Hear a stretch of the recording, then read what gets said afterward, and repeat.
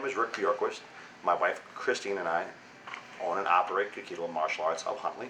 Our verbal defense is based on verbal judo, invented and created by Dr. George Thompson.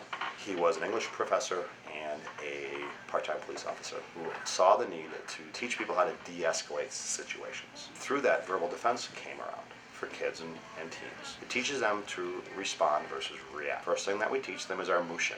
Mushin is the Asian Oriental philosophy of keeping a calm mind. The second part is called our anger guard. Our anger guard is understanding that every day Johnny Smith or Susie Homemaker, they're going to pick on us. It's, expecting them not to is what sets us up for failure. We want to expect them to so that we can respond to it. It's no different than pro sports. Like when they set up a play, they expect a response from the defense. So the first thing that we teach the young ones is what we call our funny word block. It's they block and move. Again, the martial arts, we don't stand still when somebody punches or kicks at us. We gotta move and block. So it's that same thing. So if somebody were to say, you're short, I'm not short, I'm fun-sized, and they block and they move. They don't stand and wait for it. The second thing like that we teach them is the apologetic word block. Even as adults, most people don't apologize properly. They start listing out all the reasons why something didn't get done. Yet if we start with our apology, now John, I'm sorry that I didn't turn in my homework. Mom, I'm sorry I didn't put my uniform away. Mom, I'm sorry, I didn't do my chores. And you provide your reason. I got distracted by the TV. Be honest, no big deal. And then you go on to how are you gonna fix it? I'll do my chores like right away, or I'll do them like right after dinner. So we wanna apologize and provide reasons and actually provide a solution. That's a true apology. Then we also teach them how to essentially do what's called a polite threat. The polite threat just reminds them of the consequences. Not so hot in high school, but it works great for the middle schoolers and even the grade schoolers. Now, if you keep on calling me those names, Mrs. Johnson's going to see us, and we're both going to get in trouble. Is that what you want?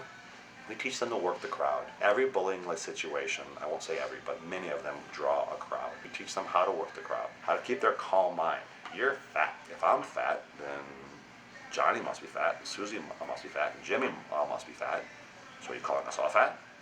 Again, none of these are surefire techniques, but they're better than staying there and hoping that the bully doesn't pick on you on that day. We move on to the timeout word block. It's when you walk into the bathroom or the locker room or you're not ready to deal with the bully on that given day. We teach them to make the T and go timeout. In the martial arts, this is our defensive stance.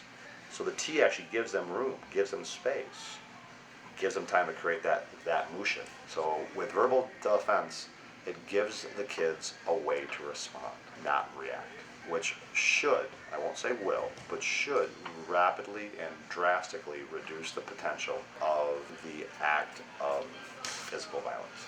Now, this is the project that we're going to be doing every Saturday in October. So the 6th, the 13th, the 20th, and 27th. It doesn't cost anything. It's our way of giving back to our communities. Every day we're going to be going through a couple of the different projects or a couple of the different blocks as they are. So it's something that we're always going to be building on. So whether you can make one or all four of them, or even the last one, anybody who comes is guaranteed to get something that they can use out of it.